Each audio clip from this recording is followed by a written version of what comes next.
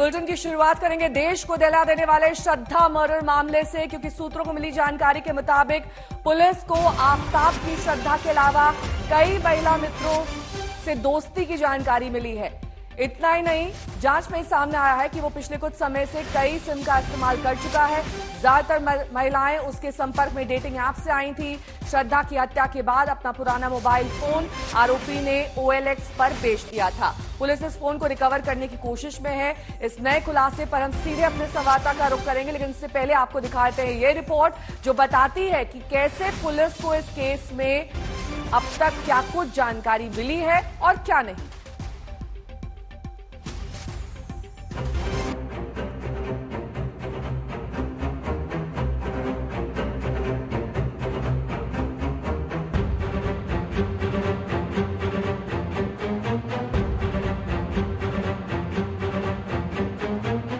श्रद्धा murder case में कातिल Aftab police को लगातार गुमराह कर रहा है, इसलिए सच उगलवाने के लिए पुलिस को नार्को टेस्ट की मदद लेनी पड़ रही है।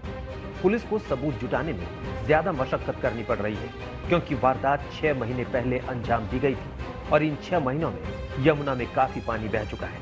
यानी कई सबूत अपने आप मिट चुके हैं, लेकिन फिर भी अब तक कई सबूत पुलिस के हाथ लग चुके हैं। सबूत नंबर 1, फ्रिज बेचने वाला दुकानदार। आरोपी आफताब ने जहां से फ्रिज खरीदा था, पुलिस उस दुकानदार के बयान दर्ज करा चुकी है। फ्रिज खरीदने का बिल भी पुलिस को मिल चुका है। सबूत नंबर 2, आरी बेचने वाला दुकानदार। आफताब ने जिस इलेक्ट्रॉनिक कटर यानी आरी से हत्या के बाद श्रद्धा की डेड बॉडी के 35 टुकड़े किए थे, पुलिस ने उस दुकान को भी तलाश लिया। इस दुकानदार के भी बयान दर्ज हो चुके हैं। आरी बेचने वाले दुकानदार ने आफताब को पहचान भी लिया। सबूत नंबर 3, ऑनलाइन कंपनी की हुई पहचान। दरिंदे आफताब ने जिस प्लेटफॉर्म से ऑनलाइन सामान केमिकल वगैरह मंगवाया था, उस कंपनी तक भी पुलिस पहुंच चुकी है। उनके बयान भी दर्ज होंगे।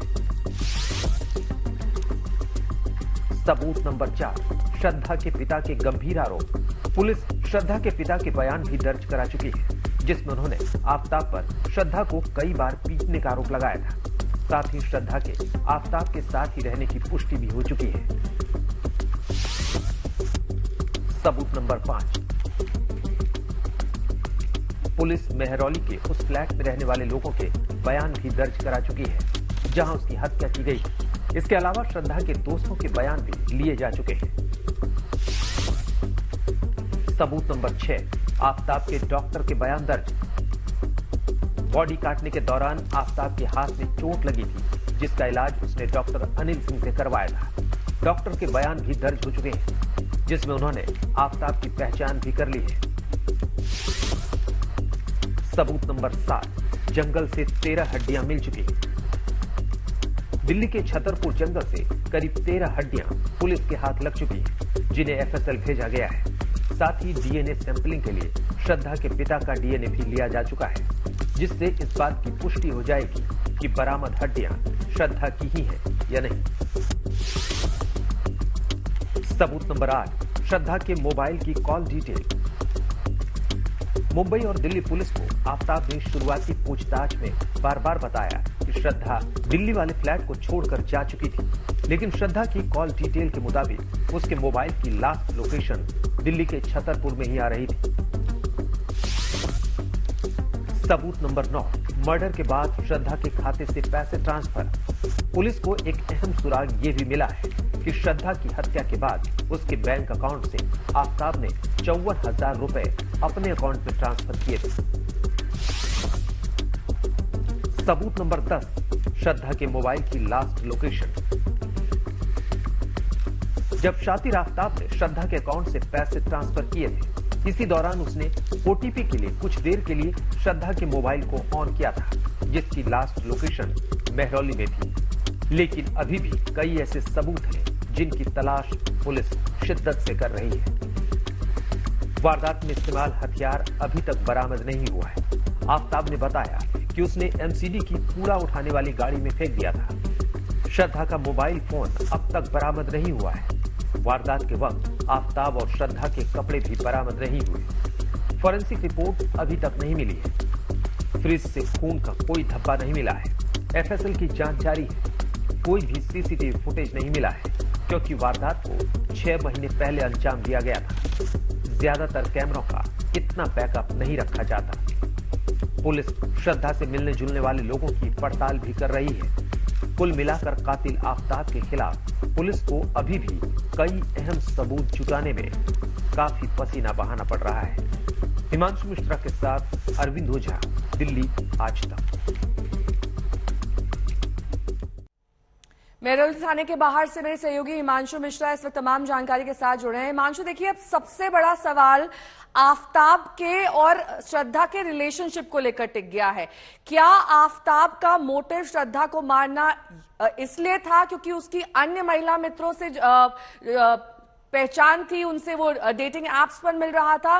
पुलिस वजह खंगालने की कोशिश कर रही है या फिर जो फोरेंसिक सबूत है, मसलन श्रद्धा का मोबाइल फोन, आफताब का मोबाइल फोन, इस पर फोकस है? देखिए, अलग अलग टीमें अलग अलग तरीके से दिल्ली पुलिस की काम कर रही हैं। सबसे पहले जो पूछताछ हुई तो मोटिव सबसे पहले पुलिस जानने की कोशिश करती है, क्योंकि मोटिव बेहद महत्वपूर्ण होता है। और जो मोटिव निकल करके पूछताछ में सबसे पहले आया था वो ये आया था कि शादी के लिए दबाव बना रही थी श्रद्धा। बार बार शादी की बात होती थी और इसके बाद ये भी बात निकल करके सामने आई थी कि वो शक करती थी। इसने जो बयान दिया कि भाई जब भी मैं किसी से फोन पे पूछताछ करता हूं तो ये शक करती थी और झगड़ा होता था। उसी झगड़े के दौरान इसने कहा था कि मारपीट हुई। तो बार बार ये इन तरीके की चीजों को कह रहा है और यही वजह है कि पुलिस उसके हर एक बयान को, सबूत उससे जुड़े तलाशने की कोशिश कर रही है, ताकि अगर ये कोर्ट में जाता है और कोर्ट में जब केस चार्जशीट हो जाता है उसके बाद अगर ये अपने बयान से मुकरता है तो पुलिस कैसे उसको इस्टेब्लिश करेगी। और यही वजह है कि तमाम सर्कमस्टेंशियल एविडेंसेस, चूंकि वारदात को 6 महीने से ज्यादा का वक्त हो चुका है, इसलिए ऐसे मामलों में ज्यादातर जो इंपॉर्टेंट होता है वो सर्कमस्टेंशियल एविडेंसेस होता है। पुलिस लोकेशन इस्टेब्लिश करती है, फिर लोकेशन पे आरोपी को इस्टेब्लिश करती है और उसके बाद कोर्ट में वो तमाम सबूत पेश करती है। इस मामले में भी पुलिस इसी तरीके से आगे चल रही है। और यहाँ पर जो सबसे महत्वपूर्ण सबूत साबित हो सकता है, जिसका पुलिस को अभी फिलहाल इंतजार है, वो है डीएनए रिपोर्ट का। क्योंकि जो भी हड्डियां बरामद हुई हैं छतरपुर महरौली के जंगलों से, वो पुलिस ने पूरी रिकॉर्डिंग करवाई है कि किस तरीके से आफताब खुद पुलिस को लेकर के गया और उसने उन सभी जगहों की पहचान की और वहीं से पुलिस ने उन हड्डियों को बरामद किया।